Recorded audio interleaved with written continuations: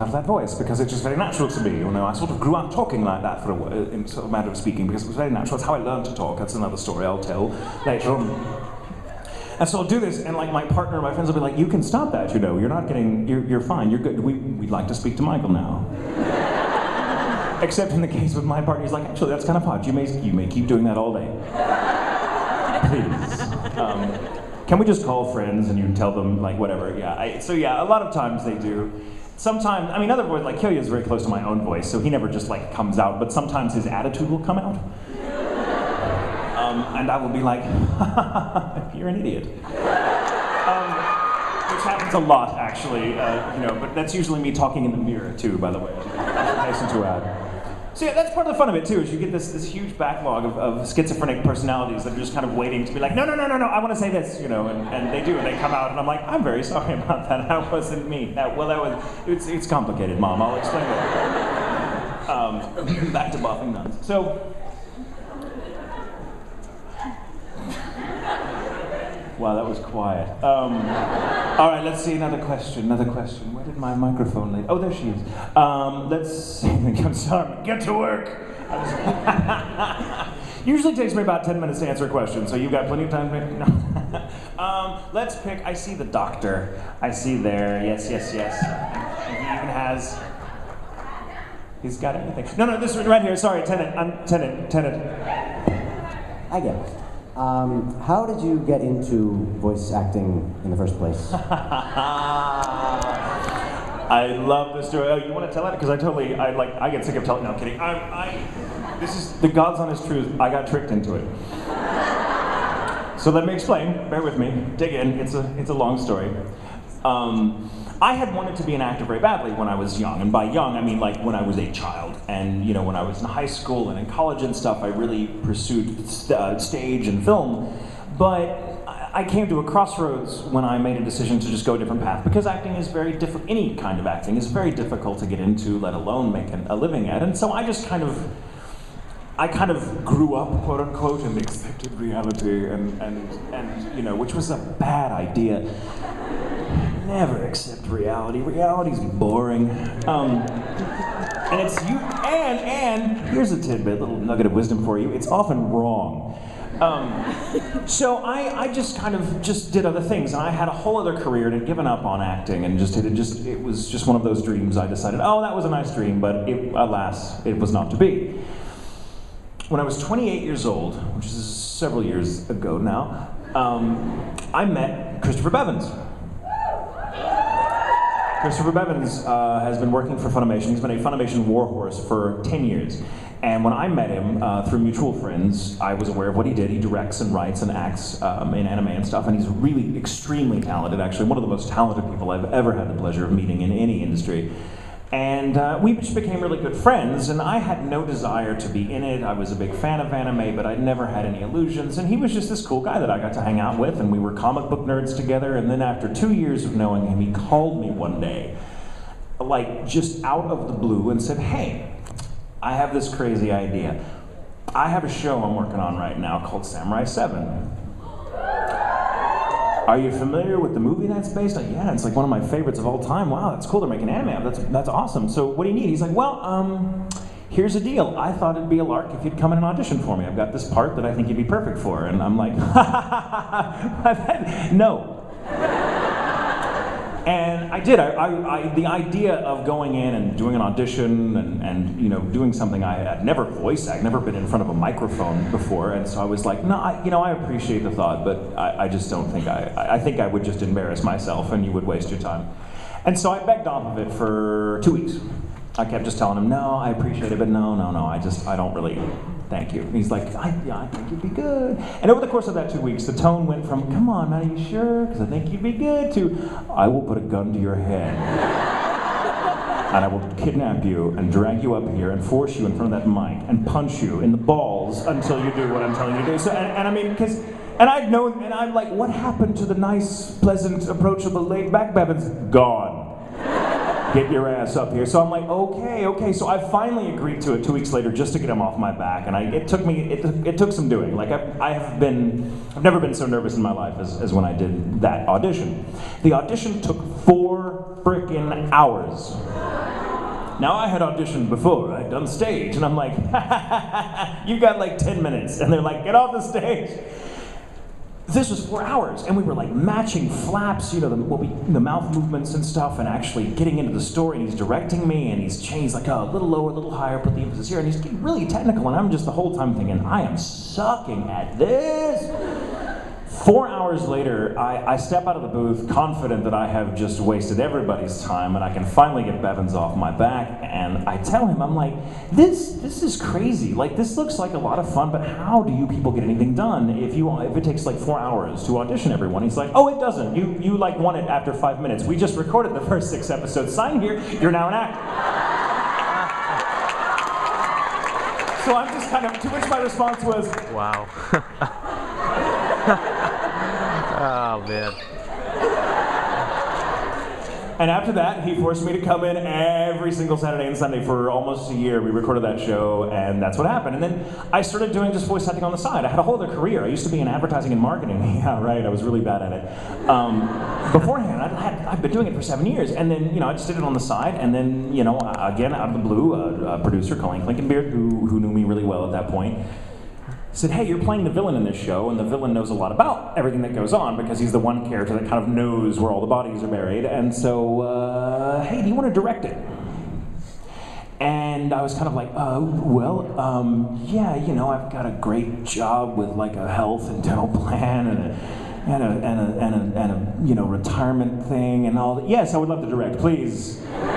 And that's how it started. And the truth is, in a niche industry like dubbing, especially dubbing, it's just, most people find their way into it very differently. I kind of found it just because someone heard something in my voice that I did not and would not let me say no to an audition. And so I did it. And after that, the more you do, as long as you kind of maintain an air of professionalism, the more you get to do. And so I got asked to take up some writing work and things. And then it's just sort of come at me, to be honest with you. And I've been delighted to welcome it, because I have so much fun doing it. So I hope that answers your question. So yes, thank you, Bevins, for forcing me at gunpoint to audition. So, okay, let's see, some more questions. Let's do more towards the back of the room there. Now I see, right here. Let's see, you may have to shout this when she's on the phone. But I see a hat waving there. It's like a rodeo. Can you shout it? I don't think she'll get to in time. She's standing up right here in the sort of teal little outfit, which is really cool. She was waving a hat earlier. Oh, that hat. Your hat. It's a very cute hat. Well, I was wondering how long it took you to get into a British voice for Sebastian. Not very long at all, actually. And I was only, and I'm really not joking when I said that's kind of how I learned to talk. And here's an interesting story a lot of people don't know about me. I did not talk until I was almost 9 years old. Yeah, no, I've been making up for lost time ever since. I had a horrible speech impediment. I had a stutter, and it was a debilitating stutter, so much that I rarely spoke. I was, thank you, you're all very sweet. There's a lot of people that kind of wish I still stuttered. Thank you. Well, see, and mine was difficult. It made it so difficult to speak that I just wouldn't. And it was very difficult for me to learn how to speak because, people make fun of you and people are jerks. And even my own family, I was very conscious of how difficult it was to listen to me, so I would just refrain from talking. I used to walk around with a little notepad and write things on it, and that's how I would talk. And I know, very cute, right? So I went to a speech therapist, and I had a speech therapist for 5 years who was British.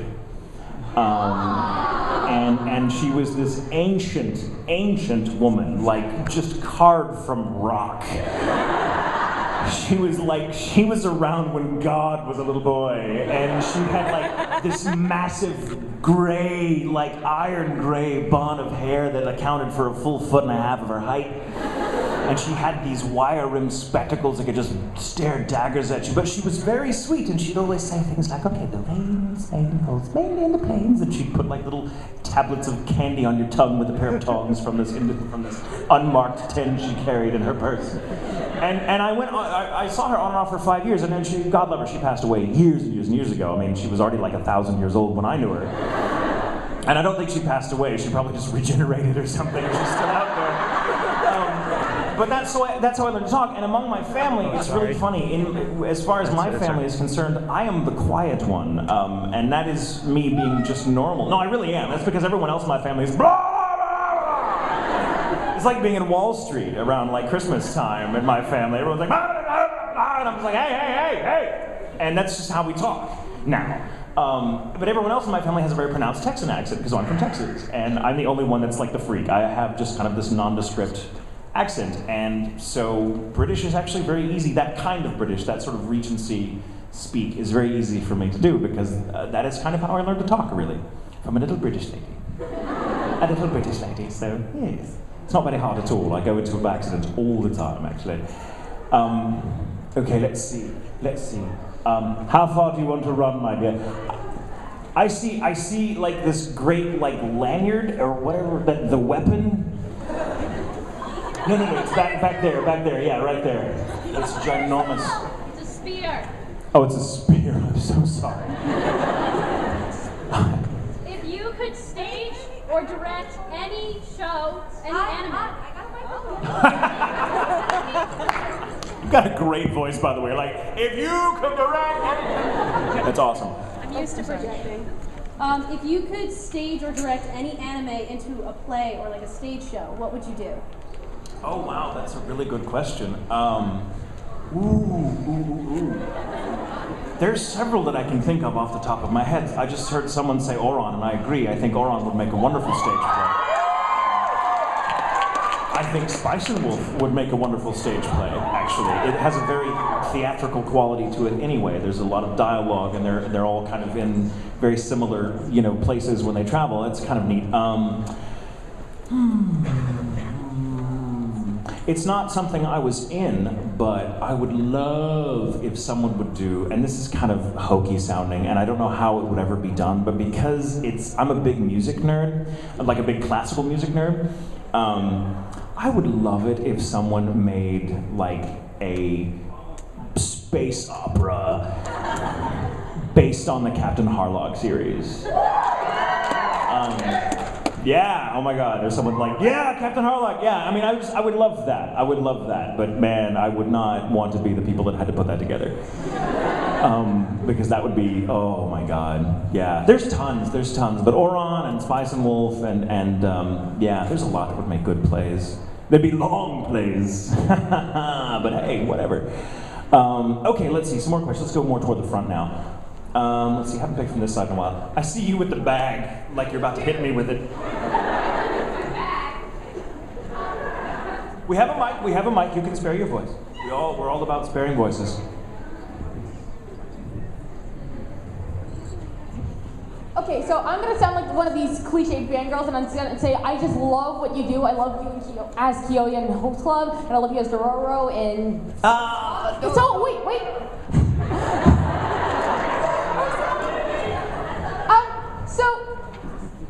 I'm just a really big fan of Italian. I would love it if your friend's confessing his love to England.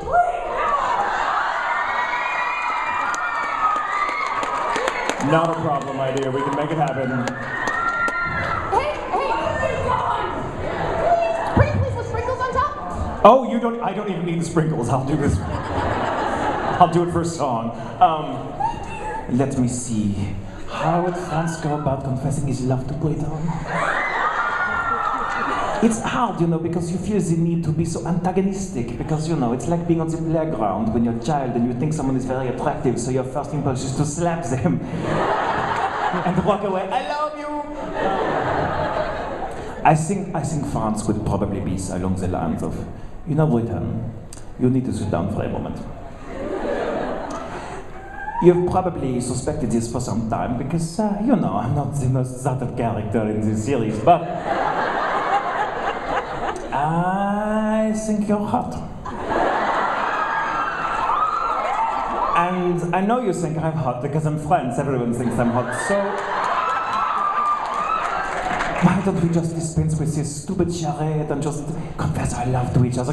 You go first. You go first. That's how it would happen.